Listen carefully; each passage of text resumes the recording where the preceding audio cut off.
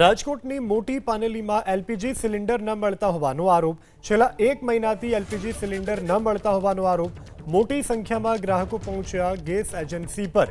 મોટી સંખ્યામાં ગ્રાહકો પહોંચતા એજન્સી ધારક છુમંતર, નાયબ મામલતદાર અને પાનેલી પોલીસ ઘટના સ્થળ પર પહોંચી 2 દિવસમાં સિલિન્ડર ઉપલબ્ધ કરાવવાની ગ્રાહકોને અપાઈ ખાતરી। 2 દિવસમાં સિલિન્ડર નહીં મળે તો ગામ બંધ કરવાની પણ સ્થાનિકો દ્વારા ચીમકી ઉચ્ચારવામાં આવી છે। ગત 8 તારીખથી મારે ઓનલાઈન બાટલો રજીસ્ટ્રેશન થઈ ગયો છે। 8 તારીખથી રજીસ્ટર થઈ ગયેલા માણસોના બાટલા હજી સુધી અહીંયા એજન્સી દ્વારા આપવામાં આવતા નથી અને ગામની પ્રજા હેરાન થાય છે। આવી રીતે બારોબાર બાટલા પણ આપી દેવામાં, કાળી બજારમાં આપી દેવામાં આવે છે। આનું સરકાર દ્વારા તાત્કાલિક ધોરણે નિરાકરણ જો નહીં કરવામાં આવે તો પાનેલી ગામ સજ્જડ બંધ રાખીને સરકારશ્રીનો વિરોધ કરશે।